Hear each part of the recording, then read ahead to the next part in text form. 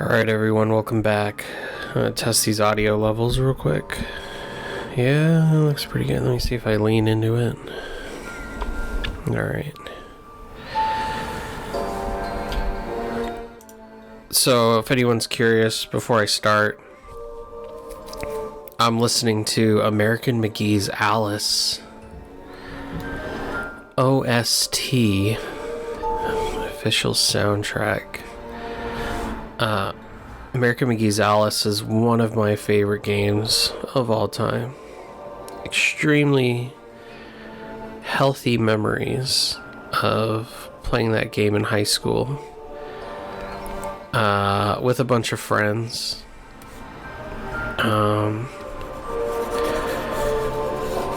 My friend Daniel. And I've said this before somewhere, but so I don't feel bad saying it now, but it did have it was like on a disc. remember CDs? Yeah, it was on a CD, and on that CD was not only the executable files for the game, but there was also a bunch of free porn on there that my friend had put on there.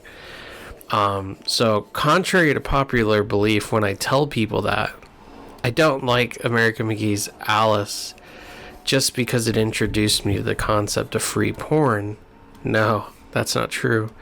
I like American McGee's Alice because I like the way that he framed Alice in that specific type of wonderland of mental health and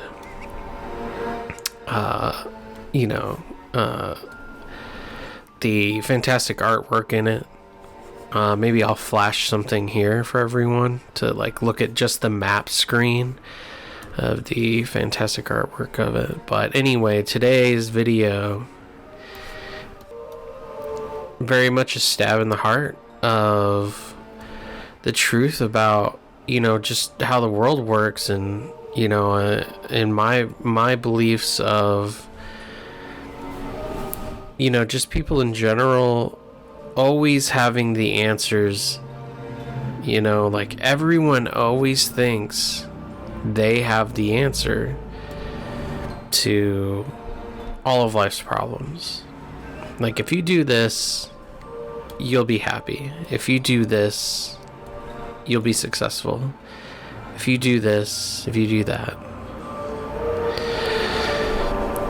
And I'm not saying I have the right answers either. I'll never say that I have the answers for everyone. I'll just give advice based on my own experience. But some people will claim wholeheartedly, oh, I know what you need, buddy. I know. Because I have got all the answers. No, that's not true. Not everybody has all the answers. And while that's wildly obvious, I don't think people understand the pressure they put on themselves for no reason of everyone claiming this or that. I'll give you a prime example. My father, who I don't love dearly anymore. I used to. I haven't spoken to him in I don't even know how long. And personally, I don't plan to ever speak to him again in my life. But here's the thing. I was probably 17 when he came up and told me. I remember we were driving. He was driving me to my job. Ironically, it was at a comic book shop. And,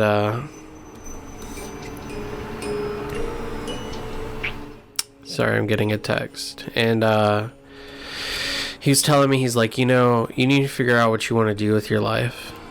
He's like, it took me till I was 30 years old to figure out what to do with my life.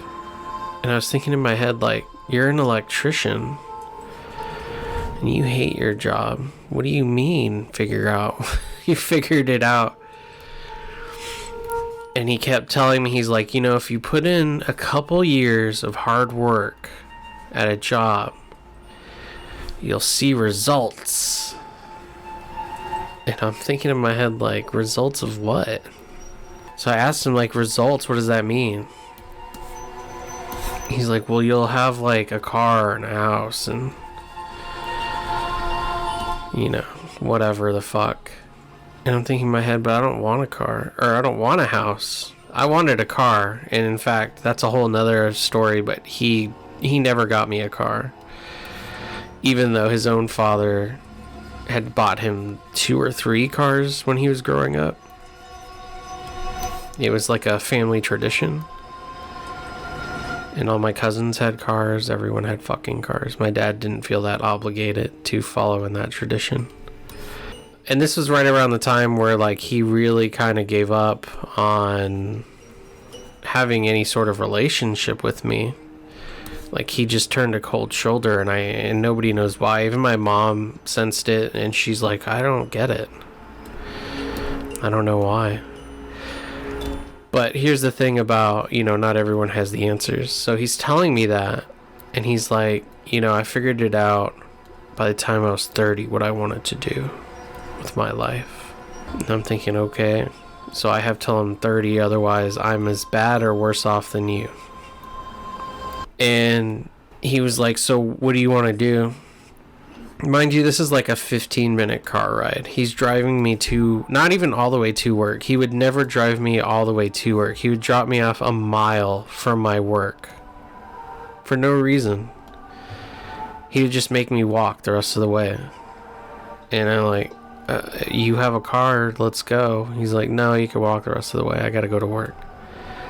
It made no sense to me. So, and it's summertime. It's 120 in fucking Arizona. So anyway, I'm trying to figure this out in my head immediately. I'm a teenager. Like, what do I want to do with my life? What do I want to do? What do I want to do? And I didn't really have an answer. And I told him that. I'm like, I don't know what I want to do. He's like, well, you need to figure it out. And I'm thinking, why? I'm young. I have the whole world ahead of me. Why do I need to rush to figure out some sort of master plan of my life? I was like, and you seem completely unhappy. You're in a marriage, a loveless marriage, that the girl doesn't even really love you. She's using you essentially to have this life of notoriety, because my dad would work, and that's one thing I can never take away from my dad, is that he was a hard worker. He would work he would leave before the sun came up, and he would come back home after the sun was already down. I mean, he was just gone all day. And then on the weekends, he'd want to do everything. He'd want to go to the movies, watch movies, buy movies, you know, eat out at the best places. So he loved to spend as much as he loved to work, which, fine, kudos, it's his money. But I was like, you're in a position where you said you found out what you wanted to do, and you are married to a woman that doesn't even love you, raising her 2 kids along with me and my sister. I was like probably at this point like 6 months away from like moving out officially, because I'd had enough of them. But the advice here is nil. It's void of any actual reasoning. Like, it makes no sense to me, because I'm like, you're not happy at all. You seem so goddamn miserable right now that you are telling me that you figured out what you want to do, yet nothing you do makes you happy. And that same woman divorced him, I think, like a year later. All over, like, not wanting to buy her new fucking couches or some bullshit. Because she wanted new couches, like, every year. New furniture every year.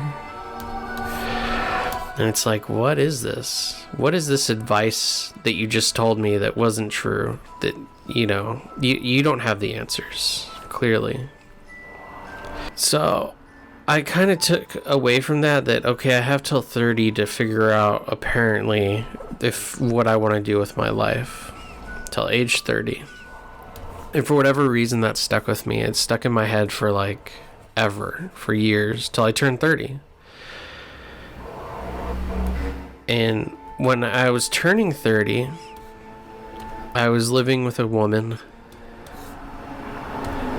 And this woman was arguing with me a lot at the time. We were arguing a lot. We both drank a lot. And we didn't get along at all when we drank with each other. And I slowly learned that over time. We shouldn't drink together. We're not compatible when we drink. Now I'm 30. I still don't have the answers. I don't know what I want to do with my life. And I'm desperately trying to figure it out at this point. I'm like, God, what is it? And then I'm drinking, at this point I had self-published, 10 books. I enjoyed writing a lot. Publishing books, self-publishing. You don't really make a lot. It's hard to get an audience, blah, blah, blah. This is before social media. Really, you could be a personality, I guess. There were, but they were more or less sporadic, as opposed to now where everyone's a fucking personality on social media. And I didn't have the technology for that. I didn't have the money to buy it. I was living meagerly, and it was hard to find a job where I was living at. But this woman was incredibly miserable in her day job. She hated that she wasn't making enough money or getting enough raises or climbing the company ladder as fast as she thought she deserved to. And 100% again, a hard worker. I would never take that away from her. She's a hard worker, just as hard a worker as me, if not more. And she told me one day, she said, why don't you try to go find a nice job that pays you more than your current job and keep it? And then, do this, do that. She had this whole list, a smattering of things to do. And I told her why. And we're arguing at this point because I don't want to hear it. I don't want to listen to her. I'm I'm on my own journey. I'm on my own path. I'm figuring it out. I know it's taking a while, but I'm going to do it. I'm going to get the answers I seek that are going to point me towards the thing that's going to make me feel fulfilled in my life. I know it. I feel it in my heart. Feel it in my heart, man. Oy vey. So anyway, we're arguing, and she's like, why don't you just go get a fucking better job? All this stuff. Tired of you, just working this amount and only getting this amount of money, and you need to try harder. And I'm like, okay, here we go. Again, another situation. And so I looked at her really hard because I cared for this person dearly. And I said to her, you want me to do all that, right? And she's like, yes. And I was like, why? She's like, so you'll be happy. And I said, but you're not even happy. Look how much that worked out for you. You're a prime example of why I don't want to do any of that. She had nothing to say. She's like flabbergasted. She's trying to think of a comeback. You know how you do when you argue. And she can't think of anything to say. She's like, and I'm like, yeah. And I told her straight up, I said, you don't have the answers. You don't have the answers that I need to make my life happy. And you don't even have the answers that you need to make your life happy. So why would I take that advice? Why would I listen to you? And this is like where I think a lot of people nowadays have, issues with,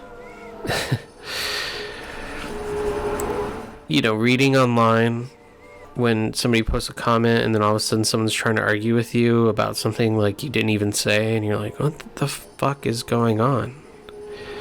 Because they lack any sort of not only reading comprehension, but any sort of critical thinking skills, where it's like, if you just thought about this for 1 second, you'd see exactly what I meant.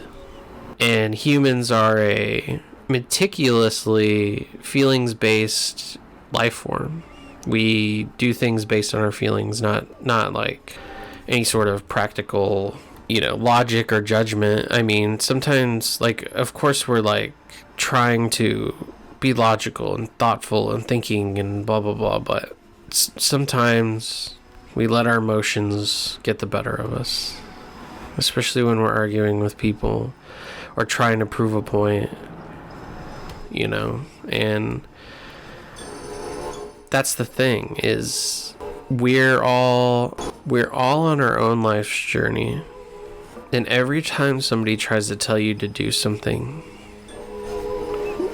no matter what situation is, even if they're arguing with you and they're giving you advice, think about it. Because it might be good advice, it might be bad. But use reason and use logic and be thoughtful, and come to a good conclusion of, well, was that good advice or not? How would I benefit from any of that? Is it sound advice? And the reason I say all this is because if I had taken her advice, think about this. If I had taken her advice, right now I'd be not doing what I love to be doing, which is making comic books, doing art, writing. I'd be working some job that would leave me incredibly unfulfilled, in a place that I probably wasn't happy at, around people who weren't making me happy. And I know I'm built a little different in that I don't need a lot of things to make me happy. I don't need a fucking fast, nice car. I don't need a big mansion house. Those things would be nice, sure. Someone wants to go ahead and give me that, fine, I'll take it. But that's not what drives me. That's not what makes me happy. What makes me happy is spending time with my nieces, or having a good laugh with a good friend, creating a story and watching it grow, building characters, joking when I'm by myself, just writing. And it leads me to the conclusion that nobody has the answers, all these billionaires are like, invest in what? I don't have any money. You were given money and you invested. It's not how it works. And then even investing, it's like, I'll invest and then I'll have all this money, and then what? It's not happiness. Money isn't happiness. It's a fallacy, So at the end of the day, I just look at a lot of people and I just think they're always telling me what to do, and it's like, you don't know what to do. You took you however long to figure whatever out. Like I looked at my dad, and I think a lot of children have to come to this conclusion at some point, at least in my lifetime, in my generation, because Generation X is a very special generation. They grew up in a interesting time, much different than like a millennial, especially a Gen Z with social media. And they have different views on the world based on, the world they grew up in before technology.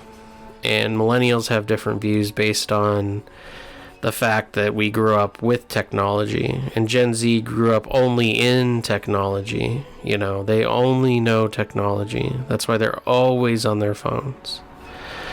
And some millennials too, of course. And X and boomers have adopted it, of course, but I'm just saying, X even built it, really, but it was more of a special, a privileged life to have attached yourself to computers at a time when nobody had them and blah, blah, blah.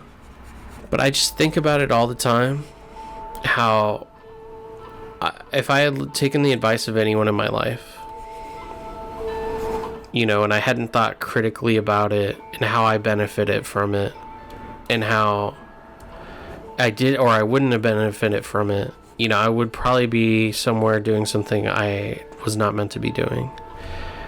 But I always paid attention to my thoughts, my feelings, my rationale of even my pessimism of what was going on around me and how people validated doing certain things like working ungodly hours just to make ends meet, blah, blah, blah.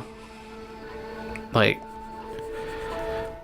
have never gotten it. I never got a strong work ethic for a company that doesn't give a shit about you unless it's a means to the end. If you're trying to get money to go do something else, then sure, I get it. But nobody has the answers, and as we're all bumbling through this fucking world, stumbling around, try to reason with yourself a little bit about the fact that that's just the honest truth. And look at the people around you and, just realize oh, this person's not really that smart. Or maybe these people are smarter than me, whatever the case is that you're in. But I think people should be more aware these days of, I don't want to say stupid people, because we're all generally stupid. Humanity itself is not doing well right now. But just stick to your guns, be true to yourself, and even if it hurts you to be true to yourself, even though you're going to look like a fool, and just remember that you're being honest, you're being a very cognitive person about who you are, and that you're ready to take a chance on yourself. Because look, you can be a beautiful person without looks. You can be a strong person without muscles, right? You can build up security without walls and defenses. There's so many things you can do with your life that a lot of people just don't even think about. They don't even think about how much they could have done with their lives as opposed to being at a shit 9-to-5 job all day trying to work for the man.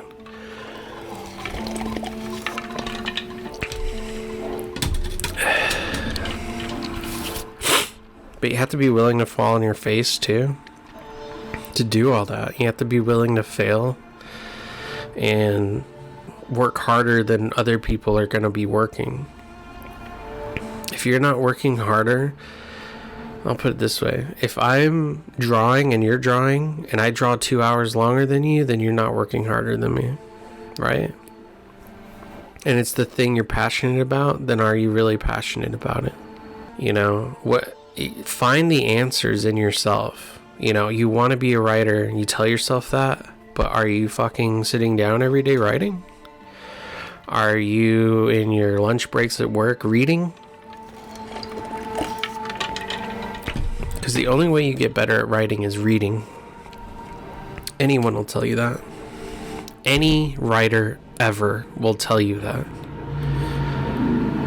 And you're thinking, okay, well, didn't you just tell me nobody has the answers? And it's like, you're right. Nobody has the answers. But did you think about it?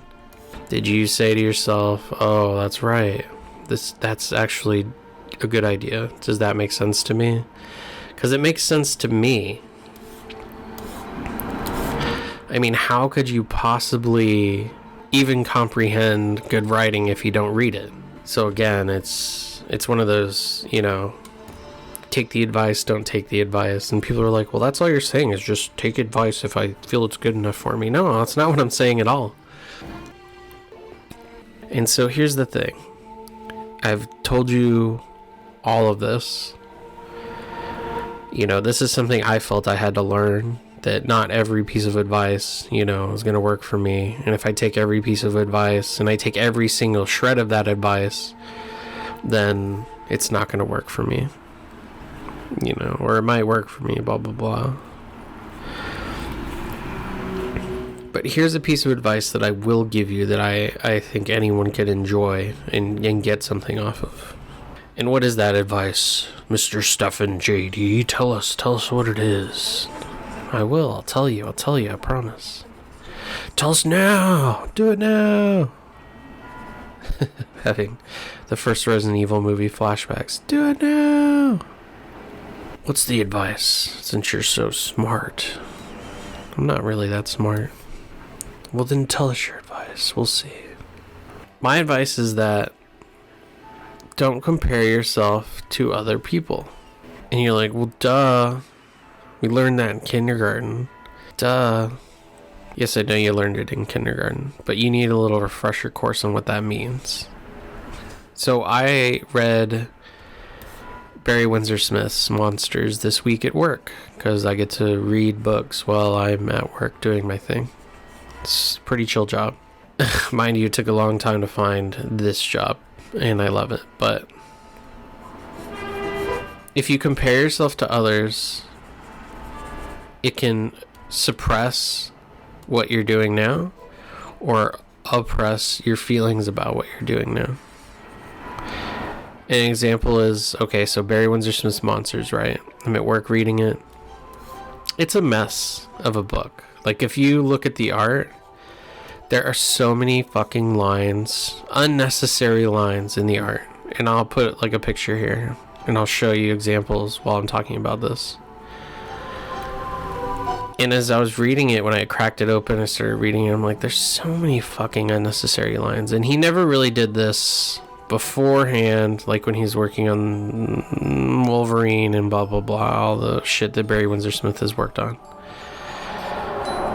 And I keep looking at it and I'm like, I don't know, man. I don't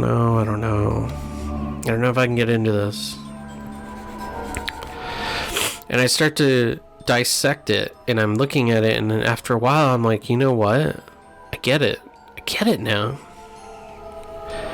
Not a single one of these lines was a fucking mistake. Not a single one. All of these lines, he meant to make this book exactly like this. Why would I think anything is wrong with it? No mistakes in art are wrong. None. And here it is, Barry Windsor Smith proving that right. So the more I read it, the more I'm like, you know what? It's actually, there's something about the craftsmanship of the lines in it where I'm just like, it's actually unnatural how well he did this book with this many lines. And that's where it fabricates into a piece of beautiful artwork. And the more I read it, the more I was like fascinated with the way he did the artwork. And you're like, well, now what's the point? Where were you taking this? You told us, like, don't compare yourself. So what, are you comparing yourself to Barry Windsor Smith? A little bit, yeah. And not in a bad way, though. It actually inspired me, and I started comparing my art in a positive way. You're like, but you just said don't compare yourself. Yeah, don't compare yourself in an oppressive or suggestively negative way. Don't subjugate yourself to that. That's my advice. If you're gonna compare yourself to someone, do it in a positive way. Learn something from that comparison. Don't fucking do it in a negative way. You're like, oh, that guy has a nice car and shoes. Okay, what's the positive side of that? Since you're so fucking worried about cars and shoes. I guess the positive side would be, well, God, I need to find some shoes and car that, like, I feel happy about, or that match my style, right? Barry Windsor Smith's lines. How could I use that in my style? And you know what I did? I started using more lines in my artwork. And you know what happened? I started liking it more. So that's the reality of it. That's the advice. Don't compare yourself in a way that diminishes who you are as a person. Compare yourself in a way that improves it. And now you have to ask yourself one question. Was that advice worth it?